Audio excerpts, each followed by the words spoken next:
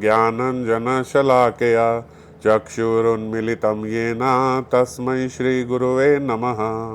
श्रीगौराङ्ग नित्यानन्द श्री अद्वैतचन्द्र गदाधर श्रीवासादि गौरभक्तवृन्दा वाञ्छाकल्पतरुभ्यश्च कृपा सिन्धुभ्येव च पतितानां पावनेभ्यो वैष्णवेभ्यो नमो नमः। हरे कृष्णा कृष्णा कृष्णा हरे हरे, हरे राम राम राम हरे हरे। तो प्रेम भक्ति चंद्रिका की आज हम 11वीं त्रिपदी पे चर्चा कर रहे हैं। भागवत शास्त्र मर्म नव विधा भक्ति धर्म सदाई करीबो सुसेवन, अन्य देवाश्रय नाई तुम्हार कहिलो भाई यही भक्ति परम भजन। सबसे पहले प्रारंभ करते ही मैं कई लोगों को पहले जब प्रेम भक्ति चंद्रिका में पढ़ने को बोलता था तो मैं यही बताता था कि 10 पहले के जो त्रिपदी है ये मंगलाचरण है, तो 11वें से पढ़ना प्रारंभ करो, क्योंकि शुरुआती में जैसे अभी आगे जो आएंगी त्रिपदी, इसमें कई त्रिपदियों में फिर हमारी अनर्थ निवृत्ति कैसे हो तुरंत बात वहीं आ जाती है। तो ऐसा नहीं है कि पहले के 10 जरूरी नहीं है, वो जरूरी हैं। कई बारी कई लोगों को ये बोला है कि बस प्रेम भक्ति चंद्रिका के पहले 10 ही पढ़ लो, तो मतलब एक विभाजन थोड़ा सा रहा है कि ये पहली 10 त्रिपदी जो हैं ये मंगलाचरण और नमस्कार सूचक है, और जो 11वीं त्रिपदी है ये अब असली प्रेम भक्ति चंद्रिका प्रारंभ हो गई। अब वो संदेश प्रारंभ हो गया जो ठाकुर महाशय प्रेम भक्ति चंद्रिका से देना चाहते हैं। हालांकि जो पहले वाला है वो भी संदेश है, मगर वो मंगलाचरण का संदेश है। और अब सबको आदरपूर्वक नमस्कार करके श्री गुरुदेव, श्री रूप सनातन और श्रीमन महाप्रभु की कृपा से अब ठाकुर महाशय जो हैं इस त्रिपदी से प्रारंभ कर रहे हैं। भागवत शास्त्र मर्म नव विधा भक्ति धर्म सदाई करीबो सुसेवन। श्री ठाकुर महाशय प्रेम भक्ति के महाराज हैं, बाबा बोलते हैं। ये ठाकुर महाशय हैं तो महाराज, पर अभी प्रेम भक्ति के अधिकारी होकर भी स्वयं को साधारण साधक समझकर कह रहे हैं, भागवत शास्त्र मर्म नव विधा भक्ति धर्म सदाई करीबो सुसेवन। ऐसा क्यों बोल रहे हैं कि है तो महाराज लेकिन साधक होके बोल रहे हैं? क्योंकि नवदा भक्ति जो है, जब एक स्तर पे जीव पहुंच जाता है अपनी भक्ति की चरम सीमा में, तो उसके लिए कुछ भी करना जरूरी नहीं है। नवदा भक्ति का एक भी अंग पालन करके जीव भजन की चरम सीमा को प्राप्त कर सकता है। जैसे सुखदेव गोस्वामी ने केवल कीर्तन किया, कथा करी, सुनाई, और इसी से वो कितने सिद्ध महान संत आज हम जानते हैं सुखदेव गोस्वामी को। और चलो, सुखदेव गोस्वामी ने तो पहले श्रवण भी करी थी। परीक्षित महाराज केवल श्रवण करके ही भगवत गीता श्रवण करके, तो ऐसा बोला जाता है श्रवण आचार्य हैं परीक्षित महाराज। तो नवदा भक्ति का केवल एक श्रवण अंगी पालन किया। हम आगे जाके देखेंगे कि नवदा भक्ति एक दूसरे से ऐसे लिंक है चेन की तरह कि अगर व्यक्ति एक अंग को भी ठीक से पकड़ लेता है तो बाकी के अंग अनुषांगिक रूप से पालन हो जाते हैं। पर कहीं पे भी ऐसा प्रयास नहीं किया जाता ऐसे सिद्ध महात्माओं के द्वारा कि मुझे ये नवदा भक्ति करनी है। जब व्यक्ति का मन जो है भजन में लगता है, संलग्न होता है, तो अपने आप से उसकी जो गतिविधियां हैं वो नवदा भक्ति की ओर बढ़ जाती हैं। तो इसीलिए बाबा बोल रहे हैं तो वो प्रेम भक्ति के महाराज। तो प्रेम भक्ति के महाराज मतलब जिसके भीतर प्रेम भक्ति का प्रवेश हो चुका है, जिसके भीतर प्रेम का प्रवेश हो चुका है। ये साधना उसको नवदा भक्ति की करने की जरूरत नहीं है, उसके द्वारा जो आचरण हो रहा है वो नवदा भक्ति है। वो जो भी आचरण कर रहा है वो नवदा भक्ति के अंतर्गत से ही हो रहा है, उसे साधन रूप में ये करने की जरूरत नहीं है नवदा भक्ति को। तो भगवत शास्त्र मर्म नव विधा भक्ति धर्म सदाई करीबो सुसेवन। सदाई करीबो सुसेवन, ये अपने आप को जो संदेश दे रहे हैं श्री ठाकुर महाशय, इस बात के लिए बाबा बोल रहे हैं कि है महाराज, लेकिन साधारण साधक समझ के बोल रहे हैं। जो साधारण साधक है, जैसे मेरे जैसे जीव जो है, वो अभी प्रयास करें कि मुझे नवदा भक्ति करनी है, हम साधना कर रहे हैं, पर वो तो सिद्ध है, साधना में सिद्ध हो चुके हैं। जो सिद्ध हो चुके हैं उनके द्वारा आचरण ही ऐसा है कि वो नवदा भक्ति के अंतर्गत होगा। अब जैसे हम बोले कि हमारी श्रवण में रुचि होनी चाहिए, हमें डीटी वर्शिप करनी चाहिए, ये हम सोचेंगे, हमें करना है, ये हमारा कर्तव्य है, ये हमारा नियम है, धीरे धीरे इसी से हमारा प्रेम बढ़ेगा, ये साधना है। और जो व्यक्ति प्रेम के स्तर पर है उसको डीटीज नहीं दिख रहे हैं, वो ठाकुर है उनके, समझ गए, भेद नहीं रहा है उनके लिए, साक्षात हरि हैं, वो श्रृंगार कर रहे हैं, साक्षात हरि का श्रृंगार कर रहे हैं। तो उनका ये कर्तव्य नहीं है, वो ये सोच के नहीं कर रहे कि मैंने ये भी करना है, ये मेरी साधना है, मैंने रोज उठ के इतना नाम लेना है, ये नहीं लेना है, हर समय नाम निकल रहा है, समझ रहे हैं। तो ये फर्क है, कर वो भी रहे हैं, करना हमें भी है, हम साधन रूप में कर रहे हैं, और उनकी जो डेली की एक्टिविटीज है वो नवदा भक्ति है। हम सारा और काम कर रहे हैं और साधना रूप में थोड़ी देर के लिए ये कर रहे हैं, वो यही जीवन है उनका। तो इसको बाबा बोलते, इस वाक्य को जो श्रीपाद ने, जो ठाकुर महाशय ने बोला, भागवत शास्त्र धर्म नवविधा भक्ति धर्म सदाई करीबो सुसेवन, इसको दो प्रकार से इसकी व्याख्या की जा सकती है। भागवत शास्त्र का प्राकृत मर्म श्रीमन महाप्रभु की कृपा से और श्रील गोस्वामी पादगण की टीकाओं में ही प्रकट हुआ है। देखो, एक अर्थ पहले कैसे करेंगे कि भागवत शास्त्र मर्म नवविधा भक्ति धर्म, भागवत शास्त्र का मर्म ही नवविधा भक्ति है। जो भागवत शास्त्रों का मर्म निकला है, अगर हम उसको समझ जाएं तो मानो आपकी नवदा भक्ति हो गई। अगर भागवत शास्त्र का जो कंक्लूजन निकला है, अगर हम उसको समझ के अपना जीवन उसके हिसाब से कर दें तो समझो आपसे नवदा भक्ति हो गई। तो भागवत शास्त्र का मर्म ही जो है वो बस आप समझ लो तो समझो नवदा भक्ति, यही नवदा भक्ति है अगर आप ये कर लो। तो इसको समझाने के लिए बाबा बोल रहे हैं कि जो वैष्णव तोषणी और क्रम संदर्भ आदि जो टीकाएं हैं इन ग्रंथों की, और षड संदर्भ जैसे जीव गोस्वामी के हैं, श्रील विश्वनाथ चक्रवर्ती पाद के जो शास्त्र हैं, श्री बलदेव विद्याभूषण की जो टीकाएं हैं, और इन सब का जो टीकाओं का ही अगर हम अनुशीलन कर लें, इसका हम पालन कर लें, तो जीव के प्राकृत धर्म की सर्वदा, जो जीव का प्राकृत धर्म है, श्रवण कीर्तन आदि जो ये नवदा भक्ति है, ये समझो कि ये उससे हो गया, समझ गए।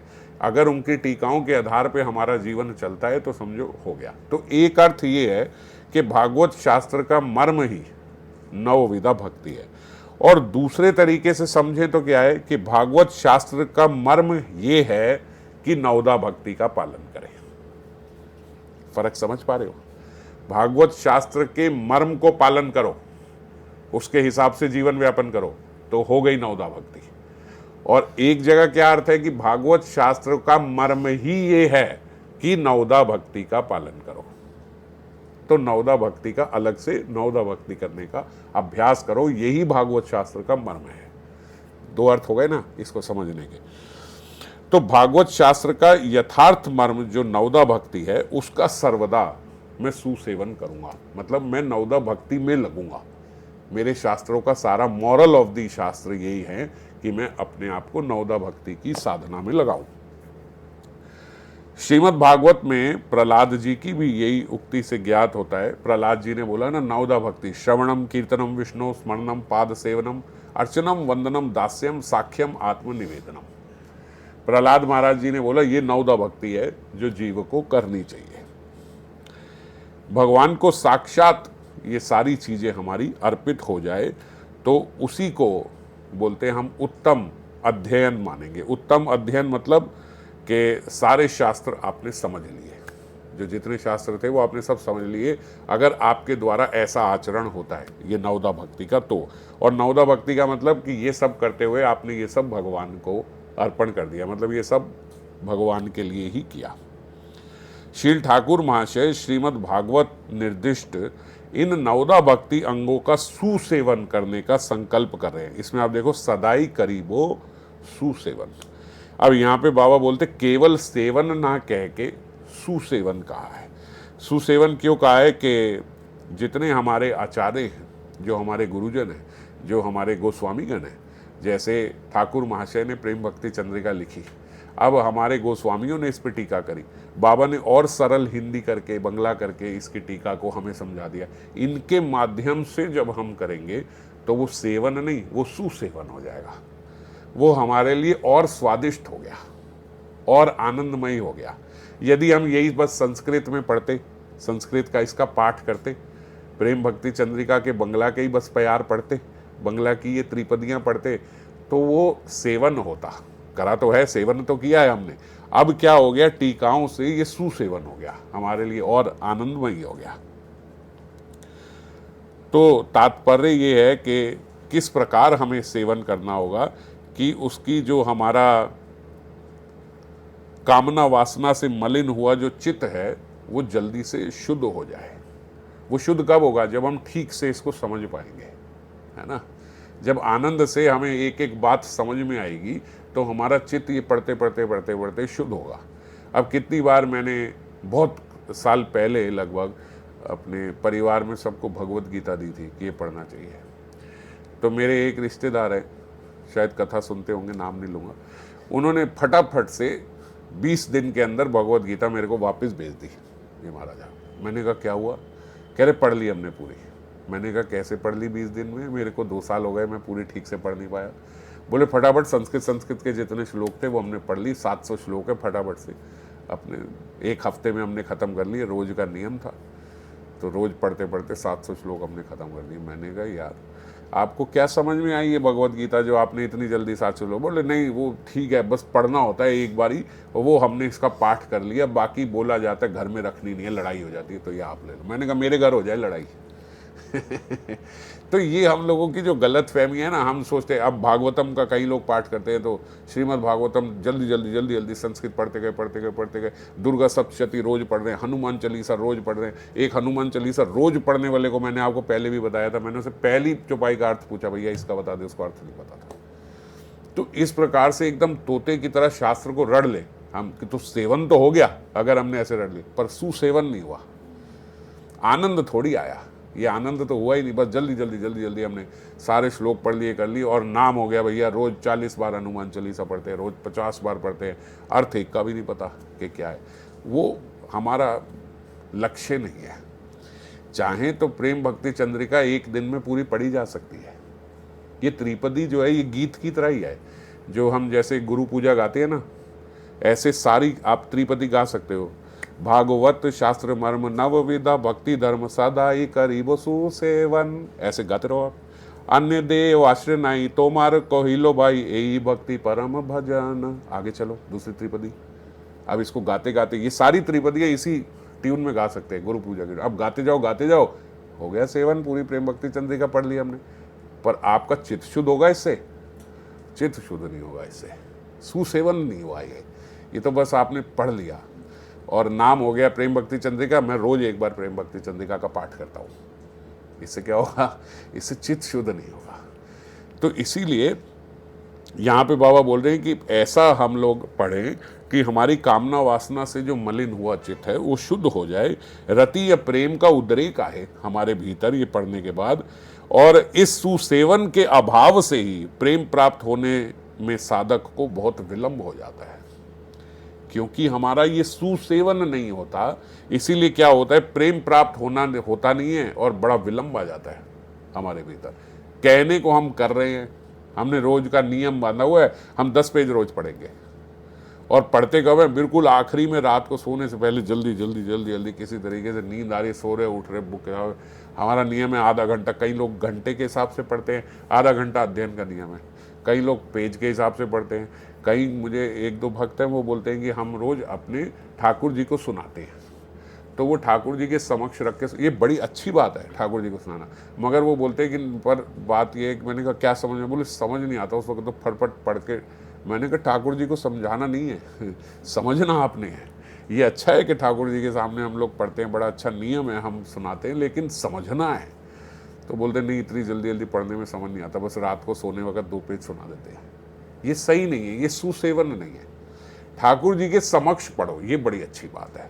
हम सुनाते हैं, कथाएं सुनाते हैं, ठाकुर जी भक्तों की कथा सुन के बड़े प्रसन्न होते हैं। भागवत में भी भक्तों की कथा है, ये सुना के हम लोग भक्तमाल सुनाए, ये सब सुनाए, ये सब अपनी उनकी लीलाएं उनको सुनाए, बड़े प्रसन्न होते हैं। पर हम भी समझे, हमारा समझना भी बहुत जरूरी है, सुसेवन करना।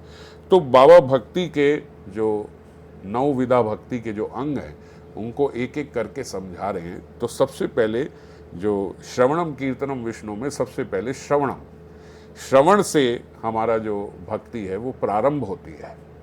जब व्यक्ति खुद अध्ययन नहीं करता तब उसकी रुचि होती है मेरे को सुना दो, मैं नहीं पढ़ पाऊंगा, मेरे से ये भागवतम के श्लोक इत्यादि ये सब पढ़े नहीं जाते। भागवतम की कथा सुनने में बहुत लोगों की रुचि है, तो इसीलिए श्रवण को प्रमुख अंग माना गया कि भजन का प्रारंभ होता है हमारे श्रवण से। श्रवण सरल है, अध्ययन से ज्यादा सरल है श्रवण। श्री जीव गोस्वामी ने भक्ति संदर्भ में बोला है, भगवान के नाम रूप गुण लीला शब्द के जो श्रवण इंद्रियों का स्पर्श होता है उसको श्रवण बोलते हैं। श्रवण क्या है कि श्रवण इंद्रियों को स्पर्श हुआ भगवान के नाम रूप गुण लीला का, इसको बोला जाता है श्रवण। मानी आप कानों से जो सुन रहे हो, जो कानों के थ्रू आपके भगवान के नाम रूप गुण लीला प्रवेश कर रहे हैं आपके हृदय में, सुश्रवण है। उस श्रवण में भी श्रीमद् भागवत श्रवण जो है वो परम श्रेष्ठ है। पहले तो श्रवण, और श्रवण में भी श्रीमद् भागवतम। भगवान श्री नारायण ने ही श्रीमद् भागवतम को प्रकाशित किया है। इसे सुनने की इच्छा मात्र से, आपने सुनी अभी नहीं है, केवल इच्छा मात्र से तत्क्षणात भगवान हृदय में अवरुद्ध हो जाते हैं।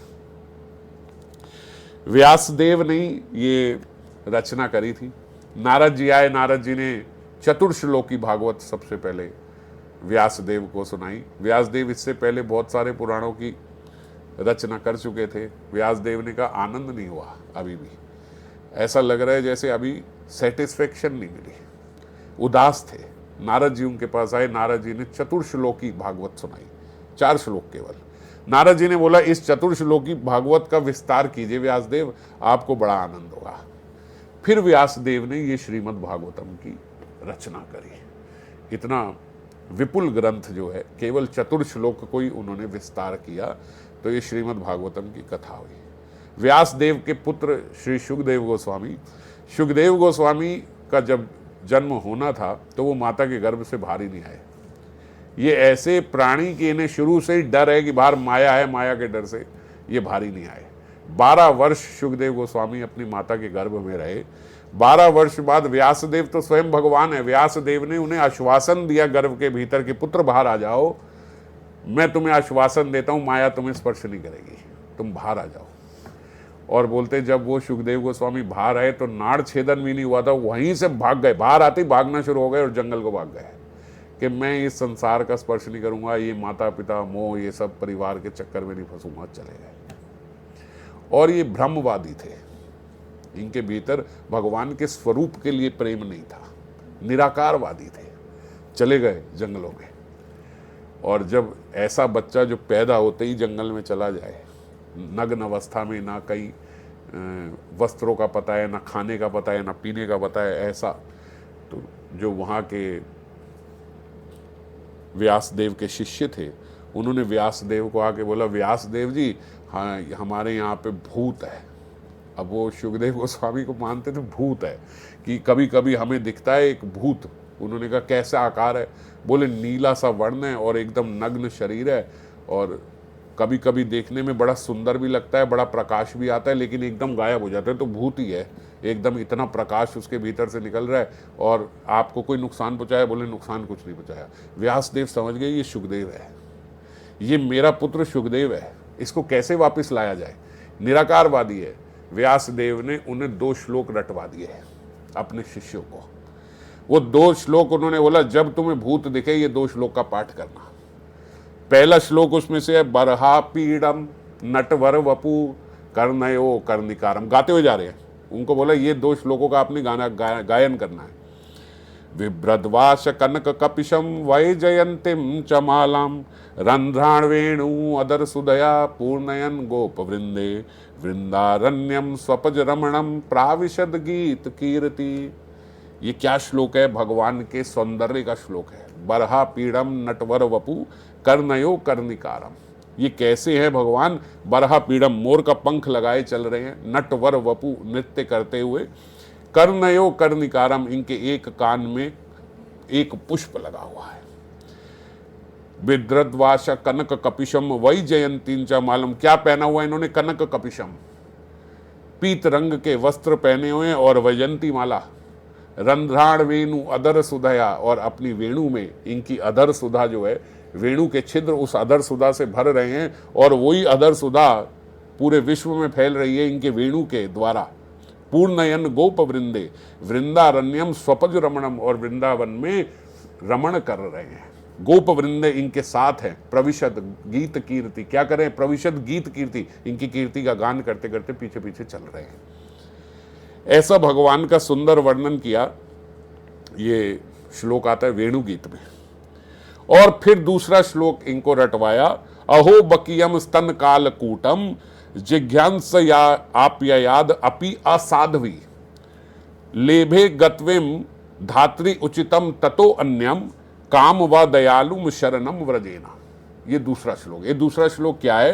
अहो बकियम स्तन कालकूटम, ये कौन है? ये बकासुर की बहन है, इसीलिए इसको बोला जाता है बकियम, मानी पूतना। अहो बकियम स्तन कालकूटम, जो अपने स्तन में कालकूट का विष लगा के गई है, और क्या कर रही है? ईर्ष्या के कारण, जिज्ञांसया अपाययात अपि असाध्वी, एकदम असाध्वी है, दिख रही है बड़ी सुंदर पर है नहीं, ईर्ष्या इसके भीतर भरी हुई है, और कालकूट का विष लगा के अपने स्तन में गई है। ये असाध्वी ले भगवान को विष दे के मारने के लिए गई है कि मैं उनको दुग्धपान कराऊंगी और मेरे स्तन से ये विष पिएंगे और मर जाएंगे। तो भी लेभे गतिम धात्री उचितम, संस्कृत भी समझ में आ रही है ना? लेभे गतिम, इनको गति क्या मिल गई? धात्री, माता को जो गति माता के लिए उचित है वो गति इन्हें मिल गई। लेभे गतिम धात्री उचितम तथा अन्यम कम व दयालुम, इससे ज्यादा दयालु कौन हो सकता है? शरणम व्रजेत, में ऐसे ब्रज के ठाकुर की शरण लेता हूं। व्यासदेव ने बोला ये 2 श्लोक रट लो, और ये 2 श्लोकों का गायन करते हुए जाओ, जहां वो भूत दिखे जोर जोर से यही 2 श्लोक गाना। एक लक्कड़हारे को बोलते वो दिख गए सुखदेव गोस्वामी, उन्होंने जोर जोर से श्लोक का गायन शुरू कर दिया। जो ये श्लोक का गायन शुरू किया, सुखदेव गोस्वामी भागते हुए वापस आ गए। महाराज उसकी सिट्टी बिट्टी गुम हो गई। उसने कहा, इन्होंने कहा था भूत भाग जाएगा, भूत वापस आ गया श्लोक सुन के। और जोर की 2 श्लोक आए, भूत अंदर आ गया। और जोर की 2 श्लोक आए, सुखदेव गोस्वामी सामने खड़े हो, ये भागे। महाराज क्या समझा दिया मेरे को व्यासदेव ने। मैं जितना श्लोकों का उच्चारण कर रहा हूँ, ये भागने के बजाय भूत चिपड़े जा रहा है मुझे। भाग भाग के व्यासदेव के पास आए, पीछे पीछे सुखदेव गोस्वामी भागते हुए आए। महाराज क्या श्लोक पढ़वा दिया आपने? कहा था ये श्लोक पढ़ो, भूत भाग जाएगा, भूत मेरे पीछे पड़ गया। ये श्रीमद् भागवतम है, मैं आपको समझा रहा हूँ, ये श्रीमद् भागवतम है। ये तो भूत मेरे पीछे पड़ गया, ये तो यहां आके खड़ा हो गया। बोले यही कार्य करना था, जाओ तुम्हारा काम हो गया। अब तुम रामकृष्ण हरि जाओ, नाम लो, तुम्हारा काम हो गया। अब इस भूत से हम निपटेंगे, बस यही करना था, यहीं बुलाना था। वो चला गया, सुखदेव गोस्वामी खड़े हो गए। पिताजी ये क्या था? बोले ये मेरे ठाकुर का रूप था और ये मेरे ठाकुर का गुण है। पहले श्लोक में उनका रूप है, दूसरे में उनका गुण है। ऐसे दयालु और ऐसे सुंदर दिखने वाले। और सुनाओ। जब उन्होंने कहा और सुनाओ, उन्होंने कहा बैठो। महाराज व्यासदेव ने सुखदेव गोस्वामी को पूरी भागवतम सुना दी। सुखदेव गोस्वामी का सुसेवन हुआ, आनंद है। सुखदेव गोस्वामी मग्न हो गए 1 हफ्ता और। अगले 1 हफ्ते बाद कहते पिताजी दोबारा सुना दो। व्यासदेव ने दोबारा सुना दी, फिर सुनो। फिर मग्न हो गए 1 महीना, वहीं बैठे बैठे फिर बोलते पिताजी दोबारा सुना दो। बोले अब सुनाने से नहीं, अब तुम सुनाओ, अब तुम चलो और तुम लोगों को सुनाओ। फिर सुखदेव गोस्वामी ने ये सुनाई परीक्षित महाराज को, और क्रम से चलते चलते चलते चलते आज यही भागवतम श्री गुरु कृपा से हम लोग सुन पा रहे। तो श्रवण जो है, श्रवण का ऐसा जादू होता है। जो व्यक्ति निराकारवाद है, वो निराकारवाद भी भगवान के रूप और गुण सुन के। अब रुक्मणी जो है वो कैसे आकर्षित हुई भगवान से? केवल श्रवण के माध्यम से। रुक्मणी ने कभी आज तक भगवान को देखा नहीं था, केवल श्रवण किया था उनके बारे में। और श्रवण से ही ऐसा प्रेम हो गया था कि बोल रही अगर आप नहीं मुझे लेने आओगे तो विवाह के दिन मैं सुबह मर जाऊंगी, आत्महत्या कर लूंगी, अपने प्राण त्याग दूंगी। इतना प्रेम किससे? केवल श्रवण से। तो श्रवण से ये सबसे पहला टूल नवदा भक्ति का सबसे पहला साधन यही बताया गया, क्योंकि ये सबसे पावरफुल है और ये आपको बाकी भक्ति करने के लिए भीतर ले आएगा। बोले अगर आपको कहीं किसी को अंदर लाना है ना, तो शुरुआत बढ़िया होनी चाहिए, द्वार अच्छा होना चाहिए, तभी कोई भीतर प्रवेश करेगा। तो ये द्वार है नवदा भक्ति का, श्रवणम।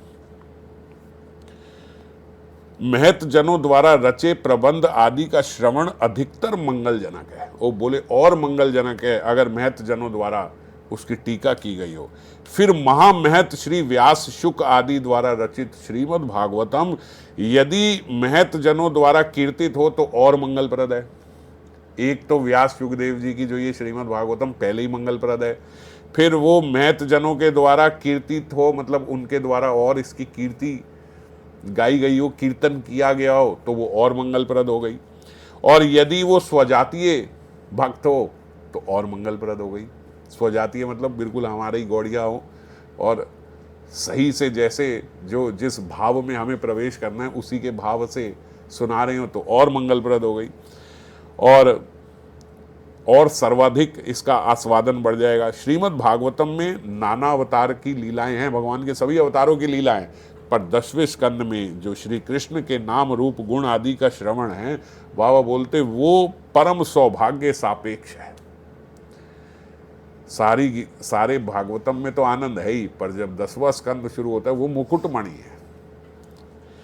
कारण वे स्वयं भगवान और साक्षात माधुर्य मूर्ति है श्री कृष्ण, और उनका जो 10वां स्कंद है इसका। श्रील गोस्वामी पादगण ने श्रीमद् भागवतम को केंद्र बनाकर श्री कृष्ण लीला विषयक जितने भी सिद्धांत ग्रंथ हैं, हमारे जो गोस्वामी पाद हैं, उन्होंने 10वें स्कंद के जितने भी सिद्धांत हैं और जितने भी रस हैं वे सब भागवत पद वाच्य ही माने जाएंगे। मतलब उन्होंने जो अपने शास्त्रों में जो दिया है उनके सिद्धांत और उनके रस, वो सब वहीं से लेके उसी का विस्तार करके, जैसे चतुर्श्लोकी भागवत का इतना विस्तार व्यासदेव ने कर दिया, ऐसे ही हमारे महाजनों ने उनका और उस रस का 10वें स्कंद के रस का और सिद्धांत का विस्तार करके ये सारे, जैसे प्रेम भक्ति चंद्रिका, विलाप कुसुमांजलि, राधा रस सुधानिधि, ये सब भागवतम के ही अंतर्गत है, वहीं के सिद्धांतों का और विस्तार किया है। और श्रीमन महाप्रभु के जो लीला विषयक श्री चैतन्य भागवत है, श्री चैतन्य चरितामृत है आदि, ये सब जो ग्रंथ हैं ये भी महाशक्तिशाली और वैसे ही महारसमय है जैसे श्रीमद् भागवतम है। भगवान श्री कृष्ण की चित्रावली चरितावली 10वें स्कंद में है, ऐसे ही श्रीमद् महाप्रभु की चैतन्य भागवत और चैतन्य चरितामृत में है। महत जनों से इन ग्रंथों के श्रवण करने से सभी अंतराय शीघ्र दूर हो जाते हैं। किससे? महत जनों के द्वारा अगर हम ये श्रवण करेंगे तो सारे अंतराय हमारे जीवन के दूर हो जाएंगे। यही श्रवणांग को बाबा बोलते सुसेवन, ऐसे श्रवण को बोला गया सुसेवन। तो पहला अंग है श्रवणांग और दूसरा श्रवणम कीर्तनम विष्णु, दूसरा अंग है कीर्तन। श्री कृष्ण के नाम गुण लीला आदि का उच्चारण जो है उसको कीर्तन बोला जाता है। हम ये जो हरि नाम ले रहे हैं, ये जो नाम का उच्चारण है ये भी कीर्तन है, उनके गुणों का जो उच्चारण है ये भी कीर्तन है, ये जो मैं कथा कर रहा हूं ये भी कीर्तन है। असल में तो जो मैं ये कर रहा हूं ये कीर्तन बाद में, ये श्रवण पहले है। क्यों? क्योंकि गुरुदेव की लीला कोई, गुरुदेव के जो शब्द हैं वो उन शब्दों को ही पढ़ के आगे बोल रहा हूं, तो बोल तो पीछे गुरुदेव ही रहे हैं, बाबा ही वाणी बोल रहे हैं। आप सब भी श्रवण कर रहे हो, मैं भी श्रवण कर रहा हूं, और श्रवण के साथ ही बस वो आगे बोल रहा हूं। तो कीर्तन बाद में है, श्रवण पहले है। ये विशेष रूप से भगवान का नाम संकीर्तन ही कली का युग धर्म है। जो ये नाम संकीर्तन है ये भी कीर्तन ही है, ये तो नाम संकीर्तन। ये तो साधनों में भगवत नाम साधन जैसा श्रेष्ठ साधन और कोई नहीं है जिससे प्रेम प्राप्त हो। जब हम श्रवण करते हैं तो नाम में स्वाद आ जाता है। नाम संकीर्तन जो है, अगर पहले श्रवण किया हो, नाम की महिमा सुनी हो, ये सुनाओ कि नाम देने वाला कौन है, ये बताओ नाम संकीर्तन आया कहाँ से है। साक्षात श्रीमन महाप्रभु आके ये नाम संकीर्तन दे के गए हैं। नाम की क्या महिमा है, नाम और भगवान में कोई भेद नहीं है, अभिन्नत्वम। ये ऐसा जब हमें पता लगता है तो नाम में स्वाद आ जाता है। नहीं तो नाम जीव पहले भी ले रहा है, फिर गुरु से नाम लेने के बाद नाम की महिमा कैसे बढ़ जाती है। नाम की महिमा कैसे बढ़ गई, क्योंकि अब आपको नाम का रस आ गया, अब आपको नाम की महिमा पता लगी। इसीलिए नाम का देखो, स्वाद का मतलब क्या है कि आप समझ लो प्यासे हो और आपके सामने एक बढ़िया मिल्क शेक आया, तो व्यक्ति क्या कहता है, भैया पहले पानी दे दो एक गिलास, पहले पानी पी लूं। पानी फटाफट जल्दी जल्दी से एक गिलास पी गया, अब वो बोलता है अब मिल्क शेक पीऊंगा, अब स्वाद लूंगा इसका। आप रेस्टोरेंट में जाओ, कहीं कोई अपना मिल्क शेक बनवाओ तो ऐसे तो नहीं करते ना, बड़ी प्यास लगी और गड़ करके पूरा मिल्क शेक पी के आपने रख दिया। पानी की तरह तो नहीं पीते। प्यास लगी भी होगी तो पहले पानी पी लेंगे, बाद में उसका एक घुट लिया, रखा, पूरा स्वाद लिया, फिर एक घुट लिया, फिर रखा, फिर पूरा स्वाद। इस प्रकार से क्या ये क्या है, ये स्वाद ले रहे हो आप। तो नाम का स्वाद जो है ऐसे नहीं हरे कृष्ण हरे कृष्ण, ये स्वाद नहीं आ रहा। अगर स्वाद लेना है तो आराम से नाम लिया जाएगा। कम से कम ऐसा नाम तो हो कि नाम उच्चारण में पूरा नाम समझ में आ रहा है, वो स्वाद हो गया, वो सुसेवन है। अगर स्वाद लेते हुए सेवन करेंगे वो सुसेवन है। तो नाम संकीर्तन में सभी शास्त्रों में प्रेम प्राप्ति के परम उपाय के रूप में निर्णित किया गया है। प्रेम प्राप्ति का परम उपाय है श्री हरिनाम, चाहे हरि नाम को जपना और हरि नाम का संकीर्तन करना। साधकों एवं सिद्ध महापुरुषों के लिए भी नाम संकीर्तन की अपेक्षा और श्रेष्ठ साधन कोई नहीं है। इसी अभिप्राय से कहते हैं श्रीमद् भागवतम में, हे राजन, जो लोग सकाम हैं, सकाम मतलब जिनकी भौतिक इच्छाएं हैं कि मेरे को इस जगत में ये मिल जाए, ये मिल जाए, मेरा काम बड़ा हो जाए, मेरा घर बड़ा हो जाए, ये हो जाए, वो हो जाए, तो जो लोग सकाम हैं उनके लिए वांछित फल का अव्यभिचारी साधन नाम संकीर्तन है। यदि वह नाम संकीर्तन करे तो वो सकामी व्यक्ति भी जो है उसकी इच्छा की पूर्ति हो जाएगी। और यदि कोई मुमुक्षु है, मुक्ति की इच्छा रखता है, तो उसका मुख्य साधन है नाम संकीर्तन। और यदि कोई योगी है तो भी उसका मुख्य साधन है नाम संकीर्तन। और यदि कोई ज्ञानी है तो भी उसका मुख्य फल है नाम संकीर्तन। योगी हो, ज्ञानी हो, सकामी हो, चाहे कैसा भी वांछा रखता हो, सर्व वांछा पूरे करने वाला नाम संकीर्तन है। मुमुक्षु हो तब भी नाम संकीर्तन। और आप एक बात समझो कि जिनको आज हम विविध जो हमारी श्रद्धाएं हैं, जिनको हम धर्म के नाम से आजकल पुकारने लगे, हाले धर्म नहीं, वो श्रद्धा है। अगर कोई सनातन धर्म को मान रहा है, कोई इस्लाम धर्म को मान रहा है, कोई ईसाई धर्म को मान रहा है, कोई सिख धर्म को मान रहा है, कोई भी, हम इसको धर्म बोलते हैं। धर्म तो हालांकि एक ही होता है, जीवे स्वरूप होए कृष्ण नित्य दास, ये धर्म है। ये तो अलग अलग मान्यताएं हैं, अलग अलग श्रद्धाएं हैं। तो ये जो अलग अलग श्रद्धाएं हैं, किसी भी धर्म में आप देखो तो ऐसा नहीं है कि वहां नाम संकीर्तन ना हो, नाम जप ना हो। कोई भी जीव कहीं भी श्रद्धा रखता हो, किसी भी धर्म का पालन करता हो, वहां हरि नाम का प्रविधान है ही। चाहे हिंदू हो, इस्लाम हो, सिख हो, क्रिश्चियन हो, कुछ भी हो, सबके पास माला है। बस अलग अलग उसमें किसी की बड़ी है, किसी की छोटी है, किसी की इससे नीम से बनी, किसी की तुलसी से बनी, किसी की रुद्राक्ष से बनी है, किसी की पर्ल से बनी है, किसी से बनी है, पर स्मरणी भी बोलते हैं जैसे सब लेके। तो इस सब धर्म में नाम है, कोई ऐसा धर्म नहीं है जहाँ नाम ना हो। तो सबसे पावरफुल चीज जो है वो कि नाम संकीर्तन है, नाम करना है। हाँ, ये श्रवण को इससे पहले इसलिए बोला गया क्योंकि बिना श्रवण के नाम में रस नहीं आएगा। श्रीमन महाप्रभु ने शिक्षा अष्टकम में व्यक्त किया है, जे रूपे लैले नाम प्रेम उपजाए, तहार श्रवण सुनो स्वरूप रामा राय। क्या बोलते हैं?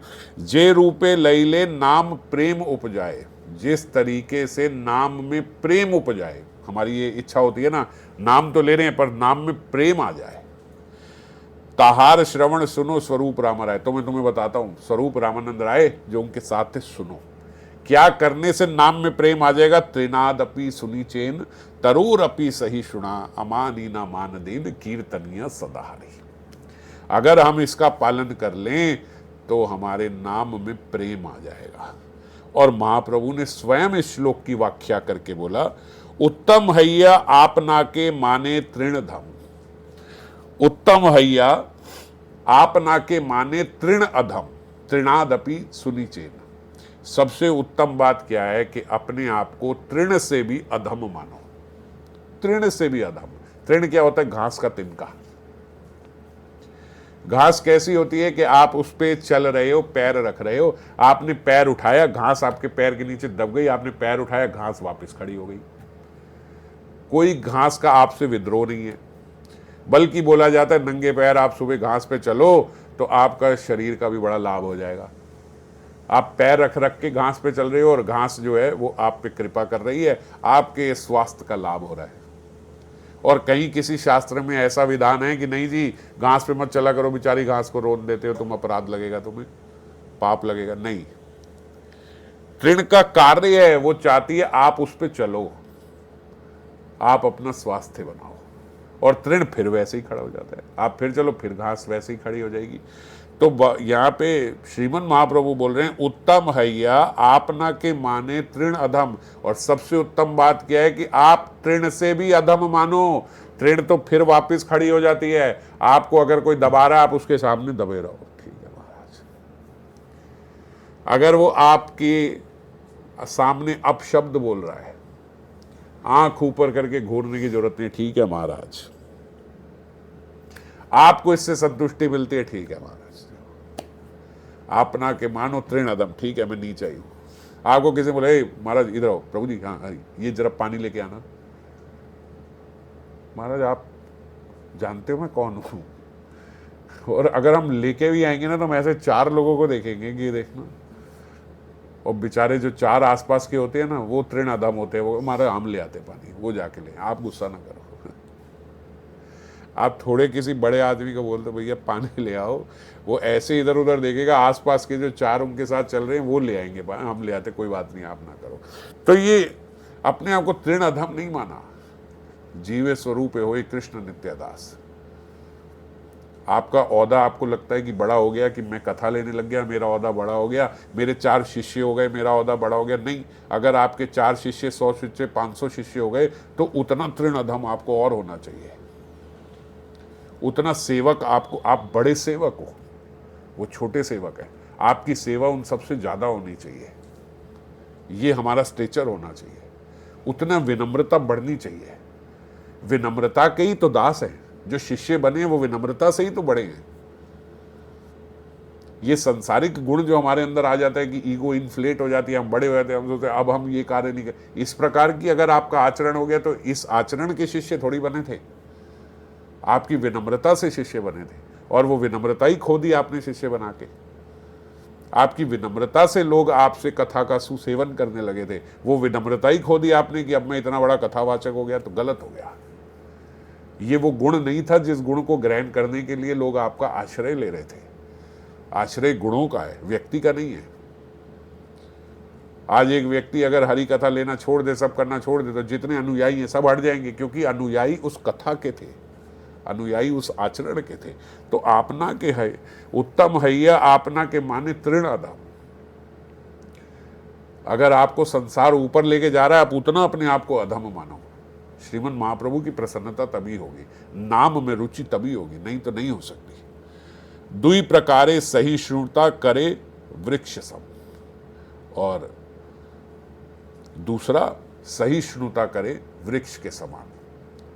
पहला आपने को माने तृण से अधम, और दूसरा सहनशीलता कैसी हो, जैसे वृक्ष की होती है। वृक्ष की सहनशीलता कैसी है? वृक्ष जेनो काटी ले किछु ना बोले। वृक्ष को आप काट दो, वृक्ष कुछ नहीं बोलेगा, आप काट दो, कोई प्रॉब्लम नहीं है। वो है ही इसलिए आपको लकड़ी देने के लिए। आप वृक्ष की टहनी काट रहे हो, कोई अपराध नहीं है, कोई पाप नहीं है, वो आपको लकड़ी देने के लिए ही है। आप समझ गए? तो वृक्ष के समान ये, अच्छा हमारा कोई शरीर तो ना काट रहा है, हमारी बात काट दे।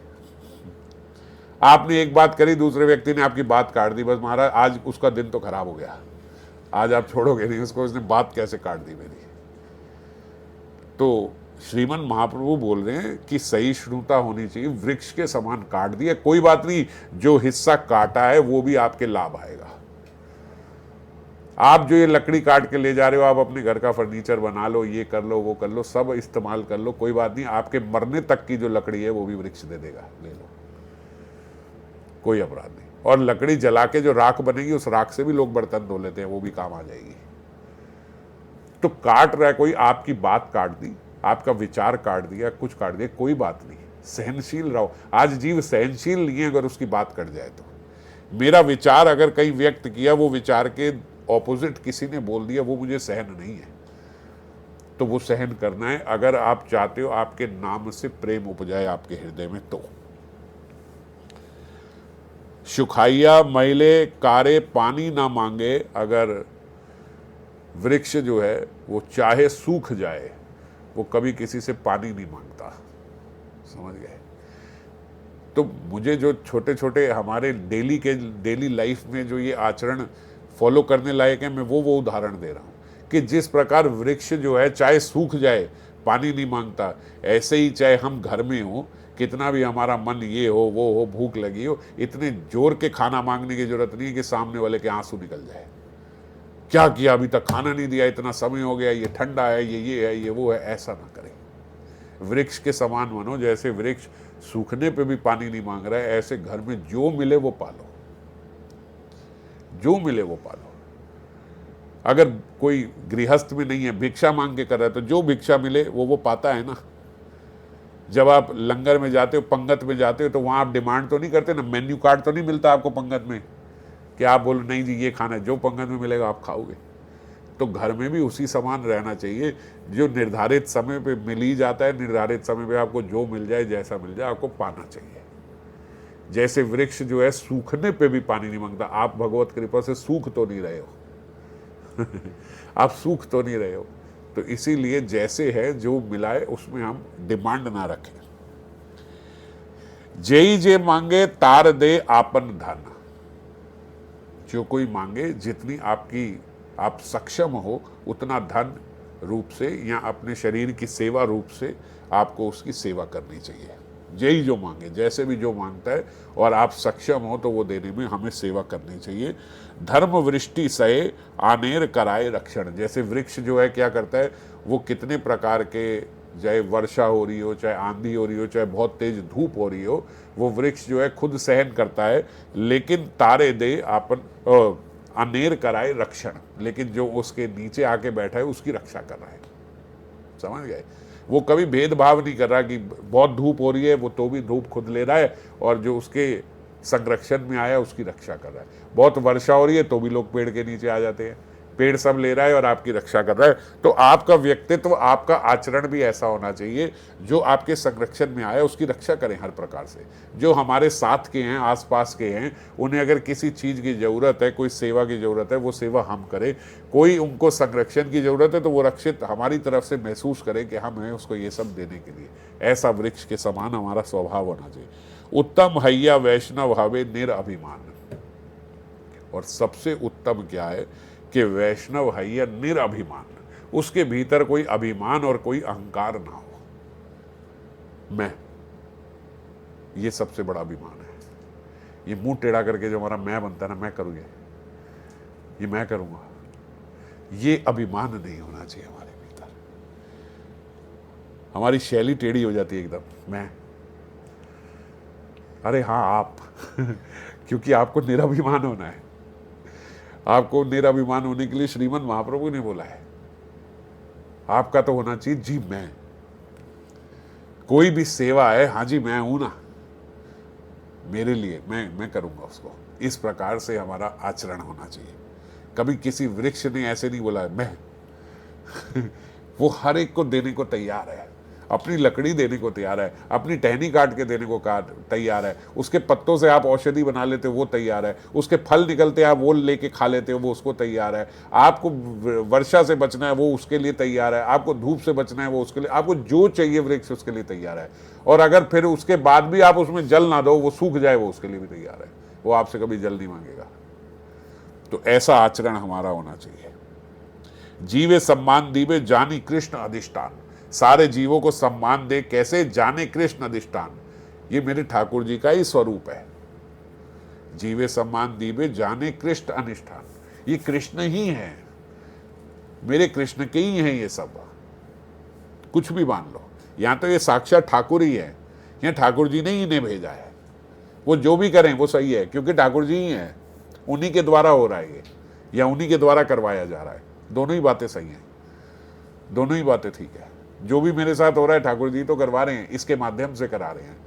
तो जो भी आए उसको सम्मान देना होगा, सम्मान ऐसे कि मेरे ठाकुर जी का व्यक्ति आया है।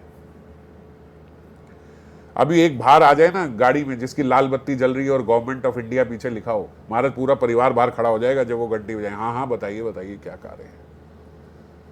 अच्छा उसकी छोड़ो, एक छोटा सा पुलिस वाला आ जाए तो हम सारे आ जाते, हाँ जी क्या हुआ, क्या बात हो गई, समझ गए।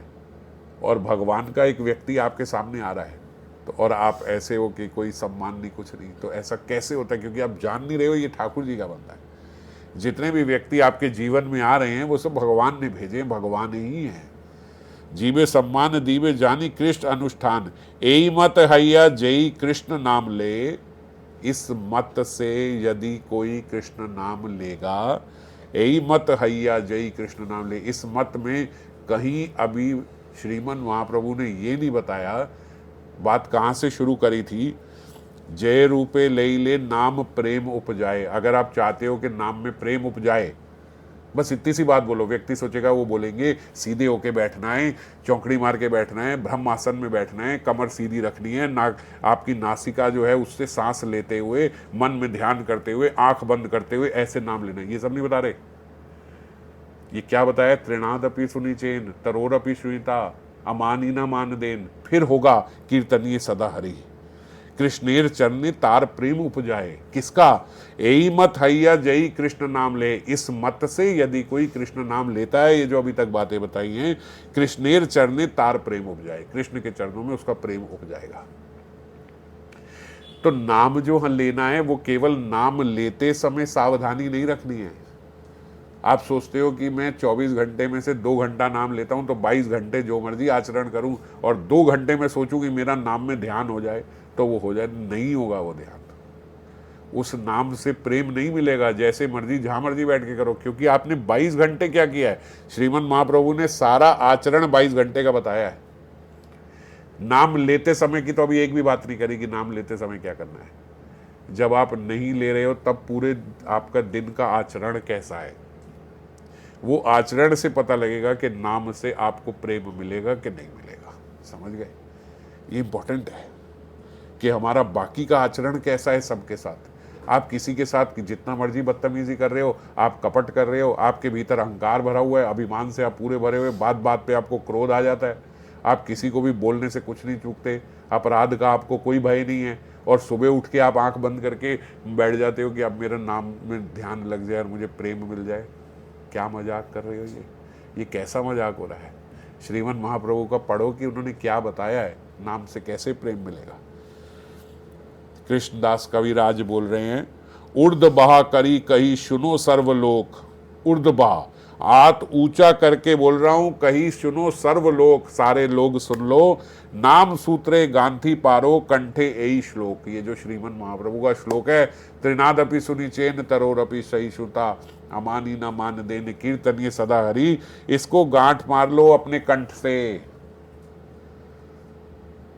भक्त यहाँ पे टाटू बनवा लेते हैं, त्रिनादपि सुनिचेन तरोरपि सहिष्णुता। मैंने महाराज ये नहीं बोल के गए, वो ये नहीं बोल के गए। नहीं तो लोग ये भी करते हैं कि पेपर में ये वाला श्लोक लिख के बंद के कंठी से बांध लेते हैं। आपको कहां दिख रहा है वो? शाब्दिक अर्थ पे मत जाओ, वो ये नहीं बोल रहे, वो बोल रहे अपने कंठ से बांध लो का मतलब है कि इसका उच्चारण करते रहो, आपको याद आता रहे। अपने कंठ से इस श्लोक का उच्चारण करो, सुबह शाम रात आपको पता लगे ये मेरा आचरण होना चाहिए, ये मेरा स्टैंडर्ड होना चाहिए, क्या मैं हूं इसके हिसाब से? इसको बोलते कंठ से बांधना, कि आपने अपने कंठ से ये श्लोक ऐसे बांध लिया कि हर थोड़ी देर बाद आपका ये श्लोक से उच्चारण होना चाहिए, इस श्लोक का ध्यान होना चाहिए, मेरा आचरण इसके हिसाब से है। कौन बोल के गया है? साक्षात हरि श्रीमन महाप्रभु ने बोला है। आप ये मत बोलो कि ये इस परिवार के इस आचार्य ने बोला है, हम तो इस परिवार के हैं, ये तो गौड़िया ने बोला है, ये तो इस ना भगवान आके बोल के गए भाई, इसमें कोई संदेह नहीं है। आप साक्षात हरि ने बोला ये आचरण करना होगा। उर्ध बाह करी कई सुनी सर्वलोक, नाम सूत्रे गांधी परो कंठे एई श्लोक, प्रभुर आज्ञाए, प्रभुर आज्ञाए करो एई श्लोक आचरण, प्रभु की आज्ञा है करो एई श्लोक आचरण, अवश्य पाइबे तबे श्री कृष्ण चरण। श्री कृष्ण चरण तभी प्राप्त होंगे जब हम इस श्लोक के हिसाब से अपना आचरण रखेंगे। तात्पर्य यही है कि नाम करने के समय इस श्लोक को याद रखना होगा। खास करके जिस उपाय से ऐसी अवस्था प्राप्त हो उसके लिए हमें प्रार्थना करनी होगी। अब क्या करें? नाम करते हुए ये श्लोक क्यों याद रखें कि नाम श्री हरि नाम देव से, श्री हरि नाम प्रभु से हम प्रार्थना करें कि हे नाम प्रभु, मेरा आज का जो पूरा दिन है उसमें मेरा आचरण इसी श्लोक के हिसाब से रहे। ये नाम प्रभु से प्रार्थना करें उस समय। इसीलिए नाम करते समय ये श्लोक ध्यान होना चाहिए, और जब नाम कर लिया तो हर समय ये श्लोक ध्यान रखे कि मेरा आचरण इसके हिसाब से होना चाहिए। और एक बात समझ लो, ये आचरण दूसरे को बताने के लिए नहीं है, ये आचरण मेरे लिए है। नहीं तो ये सुनते ही हमारी सबसे पहले कंठ में नहीं बांधते, हम अपनी उंगली में बांध लेते हैं। करा आपने ऐसा आचरण, ये आपका त्रिनादपि वाला आचरण, ये आपका सम्मान देने का तरीका। उंगली से नहीं बांधना, कंठ से बांधना है। आप अपने लिए देखो, मेरा है ये आचरण जो मैं दूसरे को समझा रहा हूं उंगली दिखा के, मेरा है ये? नहीं है ना। तो मैं अपने लिए साधना अपने लिए कर रहा हूं। भगवत धाम आपने खुद जाना है या दूसरे को पहुंचाना है? मैंने जाना है, मैंने जाना है ना भगवत धाम। तो मैं अपने लिए इसको ध्यान रखूं। या तो आप बोलो हाँ ठीक है, मैं सारी माला आपके लिए करता हूं कि आप भगवत धाम चले जाओ, फिर निर्देश दो दूसरे को। पहले भगवान से प्रार्थना कर लो, भगवान मैं जितना भजन करूं, जितनी प्रार्थना करूं, ये सारी इनको लग जाए, क्योंकि मैंने भगवत धाम ही नहीं पहुंचाना है। मैं इन्हीं सारे श्लोक सुनाता हूं, मैं इन्हीं सुनाता हूं सारा आचरण कैसा होना चाहिए। तो मैं अपनी सारी प्रार्थना और सारी माला, सारा हरिनाम, सारा भजन इनको देता हूं। अगर आप ऐसा बोल सकते हो फिर समझाओ दूसरे को कि देखो आपका आचरण कैसा है, क्योंकि फिर तो आप नाम भी उसी के लिए कर रहे हो, सारी साधना भी उसी के लिए कर रहे हो, तो आपका हक बनता है उसको बोलने का। और यदि नाम मेरे लिए, साधना मेरे लिए और उपदेश दूसरे को, तो फिर नहीं, फिर उपदेश मेरे लिए है। तो जब तक उक्त अवस्था प्राप्त नहीं होती तब तक नाम ग्रहण का मुख्य फल प्रेम प्राप्त नहीं होगा। बाबा बता रहे, निरपराध होकर ही नाम संकीर्तन का फल प्राप्त हो सकता है। निरपराध होना होगा। जब ये आचरण होगा तो निरपराध हो जाओगे। जब तक ये आचरण नहीं होगा हम निरपराध नहीं हो सकते। नाम अपराध महाशक्तिशाली प्रबल अंतराय है हमारे बीच में, हमारे और प्रेम के बीच में। ये सबसे महाशक्तिशाली दुश्मन है हमारे और हमारे प्रेम के बीच में। सबसे बड़ी दीवार है क्या? अपराध, और उसमें भी नाम अपराध। नाम अपराध पे अभी चर्चा करेंगे। पहले ये समझे कि कोई भी अपराध, हमारे आचरण से किया गया वैष्णव अपराध, हमारे द्वारा किया गया सेवा अपराध, ये सारे अपराध जो हैं ये महान दुश्मन हैं हमारे, जो हमें प्रेम प्राप्त होने नहीं दे रहे। तो इसीलिए हमारे आचरण में ये ध्यान रहे कि हमसे वैष्णव अपराध ना हो, हमसे सेवा अपराध ना हो, हमसे नाम अपराध ना हो। जब ये अपराधों से बचेंगे तो हमारी बुद्धि सही रहेगी।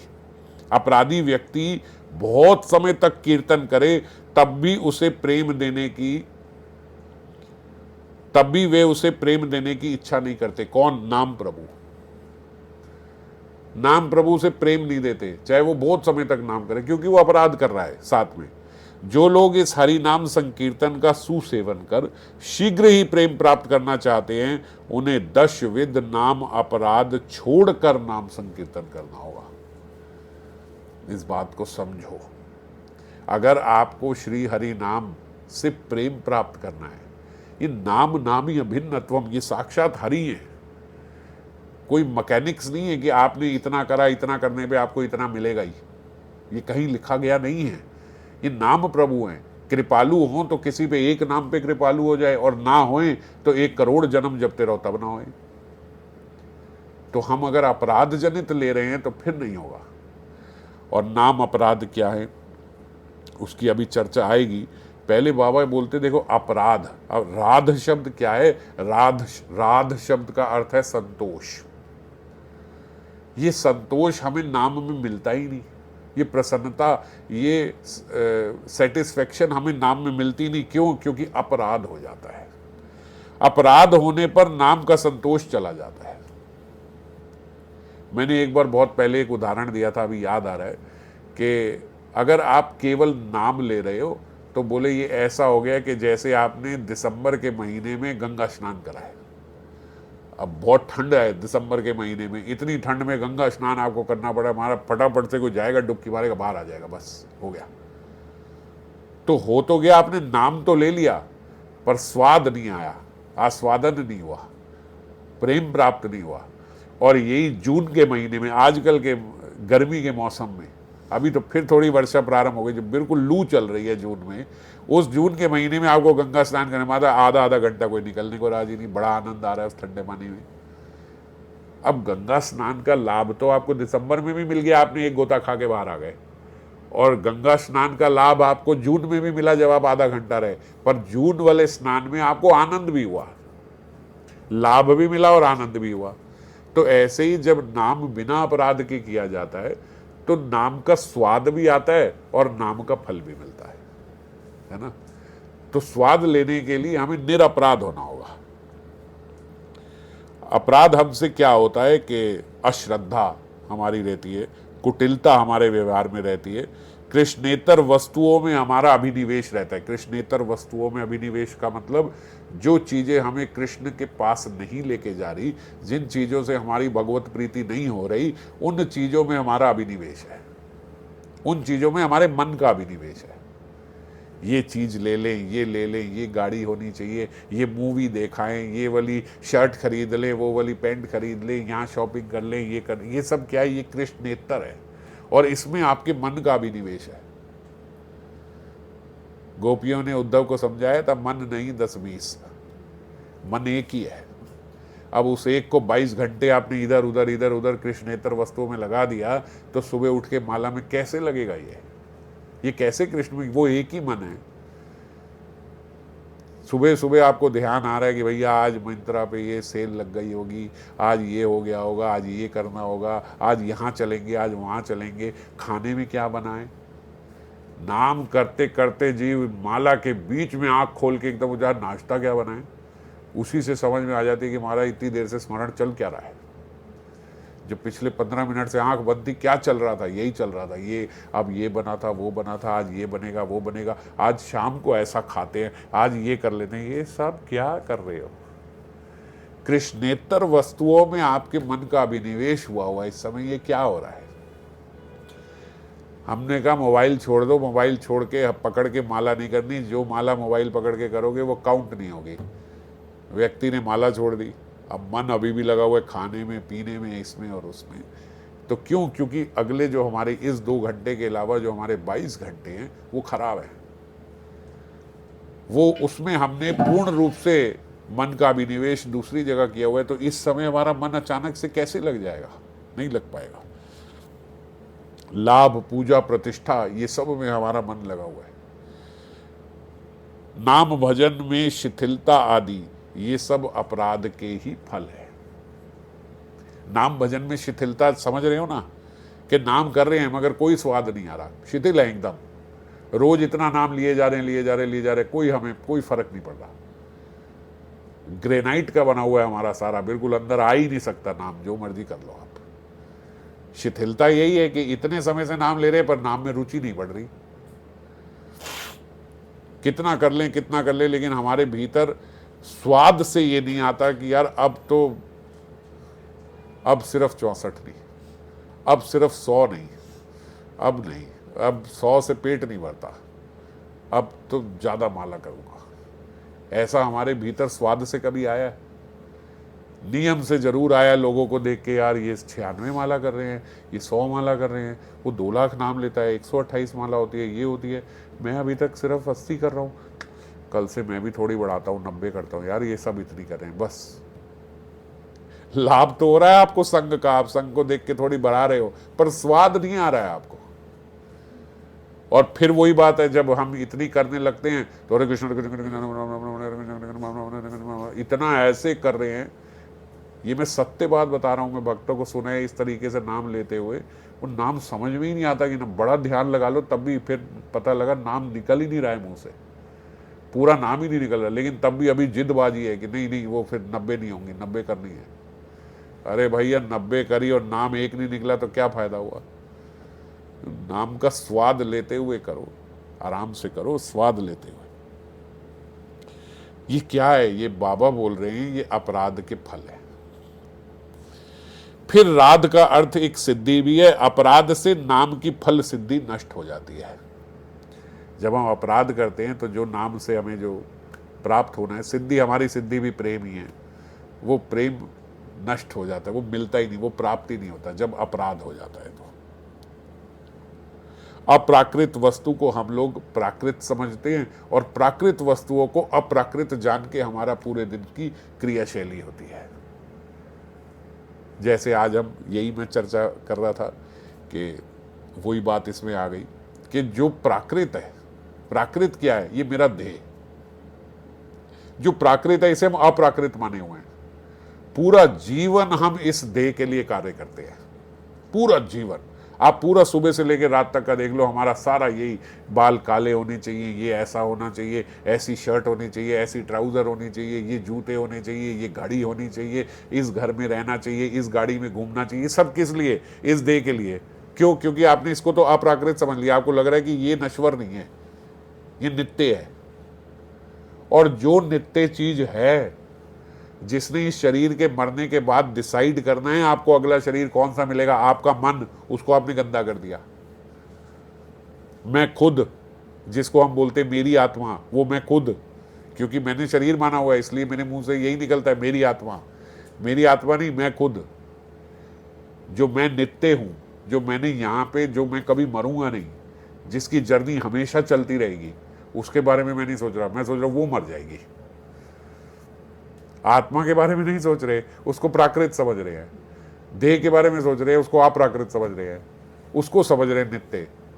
कितना उल्टा जीवन चल रहा है, कितना उल्टा चल रहा है। देह जो मरे ही जाना है, जो हर रोज अपनी मृत्यु के करीब जा रहा है, हर रोज। एक बार सोच के देखो,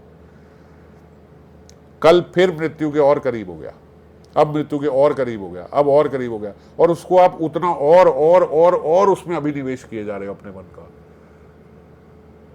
आपको पता लगे, एक ये कंपनी है अमुक प्राइवेट लिमिटेड कंपनी, ये है आपकी, और मैंने आपको पहले बता दिया कि 100 दिन के अंदर ये कंपनी डूब जाएगी, इस कंपनी का दिवालिया निकल जाएगा। और आपको दूर दे रहा हूं, आप कभी ये करोगे कि मैं अपना सारा बिजनेस इस कंपनी में डाल देता हूं? ऐसी कोई बेवकूफ़ी करेगा?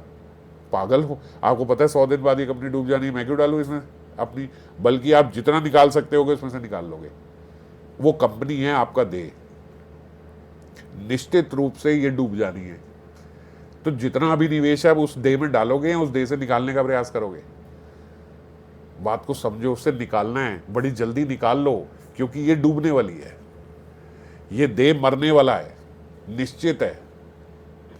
जैसे आप उस कंपनी में पैसा नहीं डालोगे ना, जो मैं आपको बोल रहा हूं कि 100 दिन के अंदर ये कंपनी डूब जाएगी, तो आप अपना सारा पैसा उसमें डाल दोगे, आप एक भी रुपया उसमें नहीं रखोगे, सारा उसमें से निकाल लोगे। अब डूबती है, डूबे।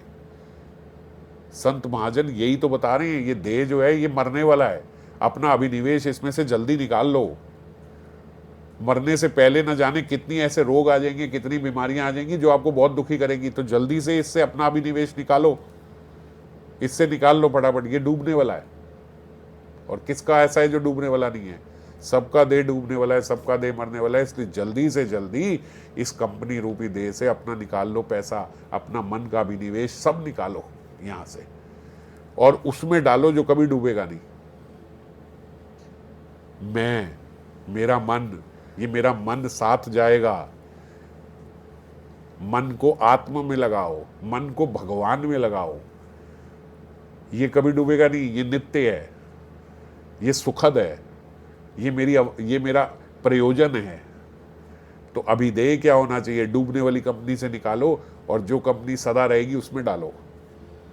ये साक्षात हरि, इनकी सेवा, इस सेवा में अपने मन को लगा दो। ये क्या है? ये नित्य है, ये हमेशा प्रॉफिट ही प्रॉफिट देगी। ये कंपनी, सेवा रूपी जो कंपनी है, ये हमेशा प्रॉफिट देगी। अगर मैंने अपना आत्मनिवेश, अपने मन का निवेश पूर्ण रूप से ठाकुर जी में, वैष्णवों में, सेवा में लगा दिया, कोई डर ही नहीं। अब मेरा कभी लॉस ही नहीं हो सकता। ये वो कंपनी है जो कभी डूब नहीं सकती, कभी लॉस नहीं हो सकता, हमेशा प्रॉफिटेबल रहूंगा। और आप जिसमें निवेश कर रहे हो उसमें आप कभी प्रॉफिटेबल नहीं निकल सकते, हमेशा लॉस ही होगा। आपसे मेरा मतलब मेरा भी है, हम सब।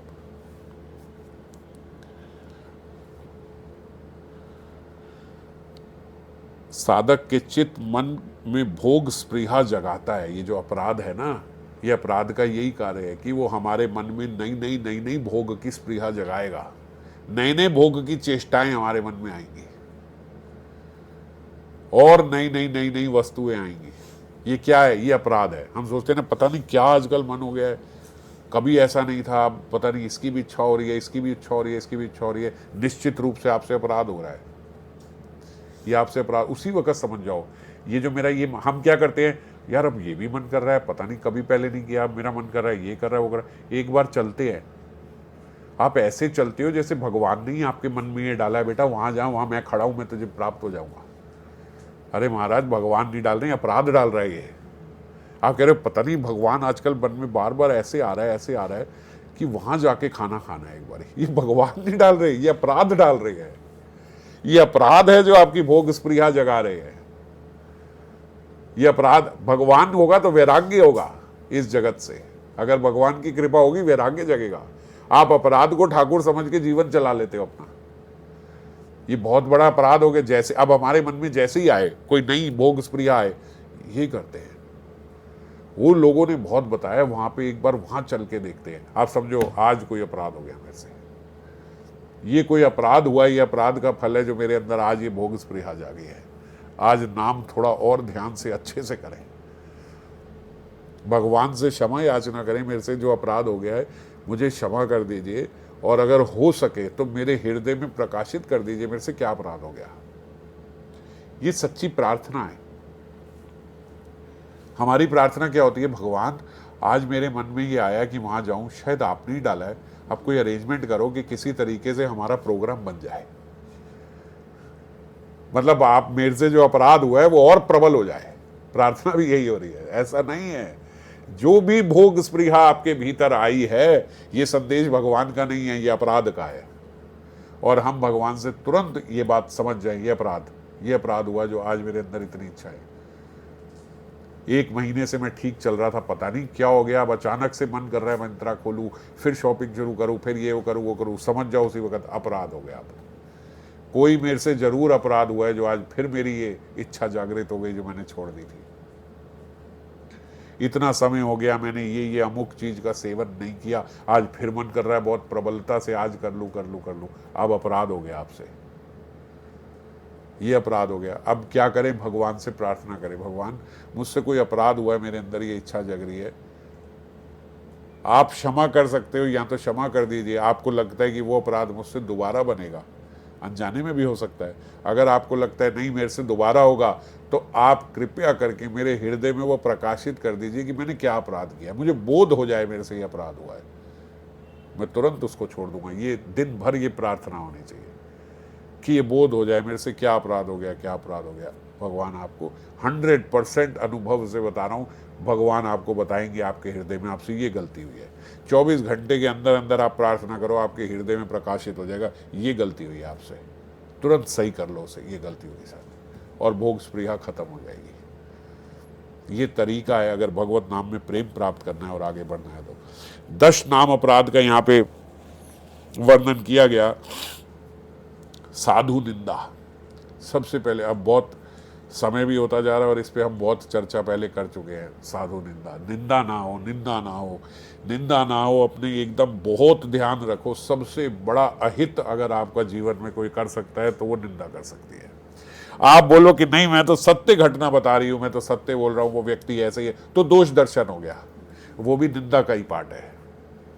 दोष दर्शन भी निंदा का ही पार्ट है।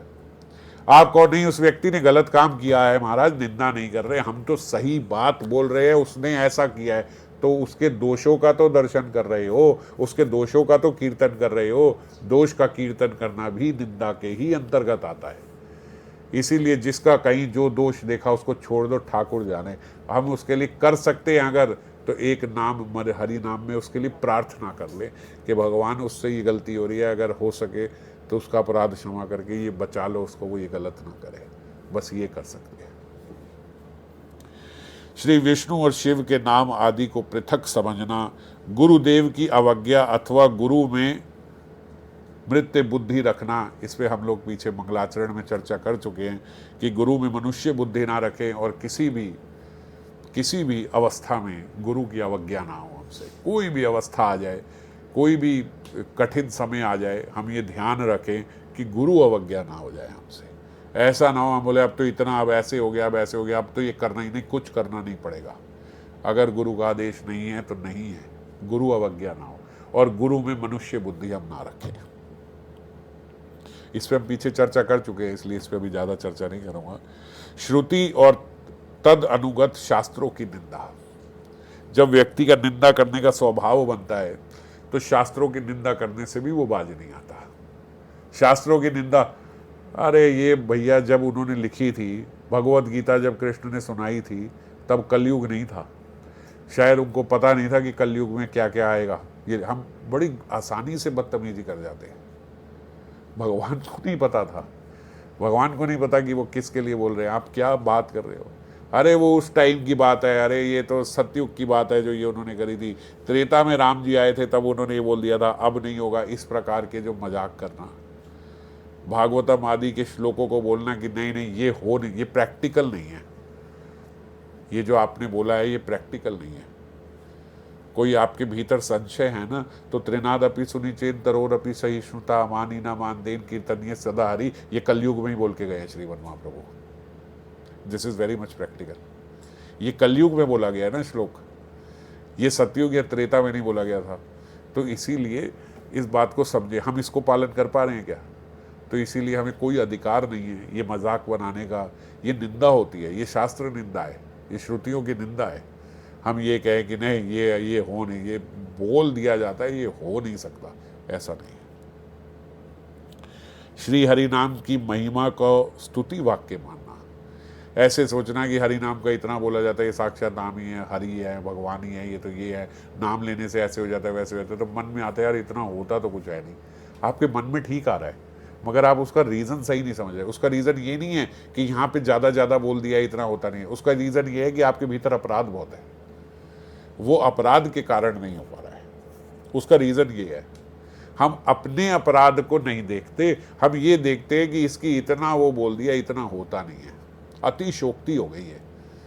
अतिशयोक्ति मतलब ज़्यादा बोल रहे, इतना ज़्यादा होता नहीं। श्री हरि नाम में अर्थांतर की कल्पना, श्री हरि नाम से हम सोचे ये प्राप्त हो जाएगा, ये प्राप्त हो जाएगा, ऐसा नाम को इस्तेमाल करना कि नाम से ये हो जाए, ये हो जाए।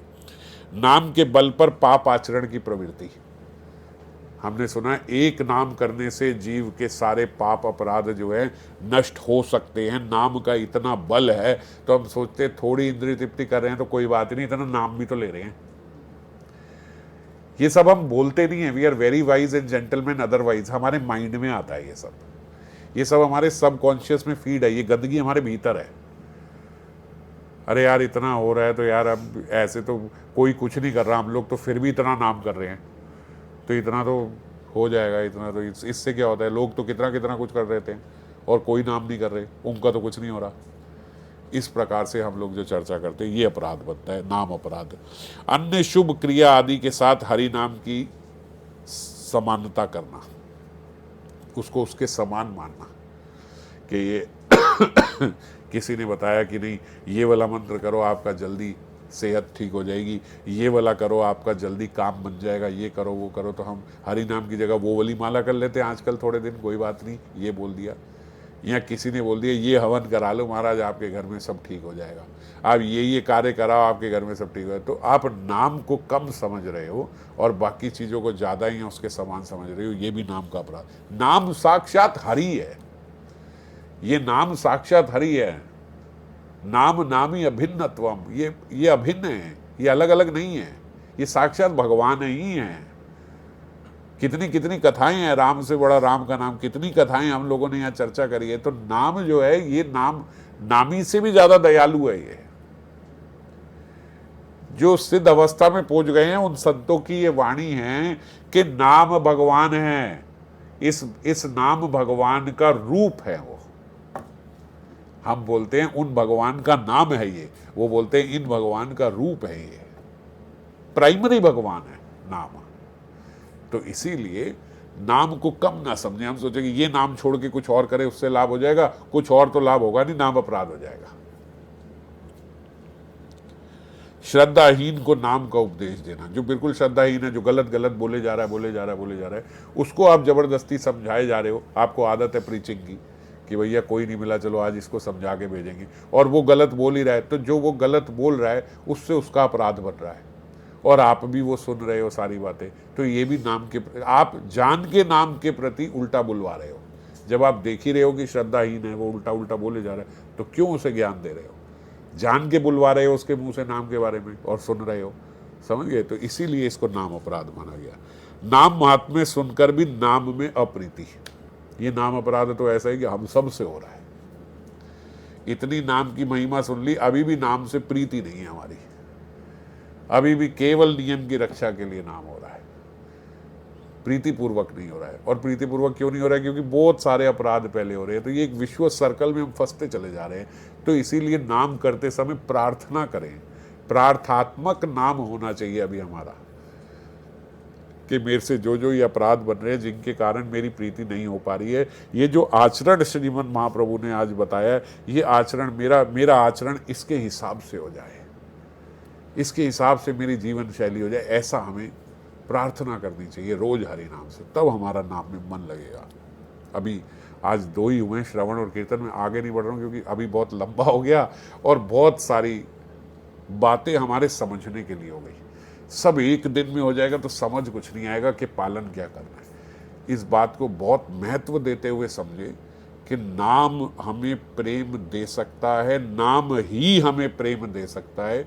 नाम में प्रार्थना करें, और जिस समय नाम करें केवल उस समय नहीं, बाकी सारा दिन हमारा आचरण इस हिसाब से होना चाहिए कि अगले दिन नाम प्रभु के भीतर उनके समक्ष बैठ के हम ठीक से फिर प्रार्थना कर सकें कि कल अगर कोई त्रुटि अनजाने में मेरे से हो गई है तो वो क्षमा करके उसका बोध मुझे करा के आज फिर मेरे पे कृपा करो कि मेरा आचरण इसी हिसाब से हो, त्रिनादपि सुनिचेत के हिसाब से ही मेरा आचरण हो, और मैं आपका नाम जो है उससे आपसे प्रेम प्राप्त कर सकूं, नाम प्रभु से भी और अपने ठाकुर जी से भी हमारी रोज ये प्रार्थना होनी चाहिए। तो शीघ्र अतिशीघ्र हमें प्रेम प्राप्त होगा। आगे इसी श्लोक को कल एक बार फिर चर्चा करेंगे, तो 2 बारी में इस श्लोक को हम पढ़ लेंगे। कल आप थोड़ा अध्ययन कर लेना, बाकी फिर आज कर लेना और कल कर लेना, 2 दिन में हम इसका अध्ययन करेंगे। जय श्री राधे।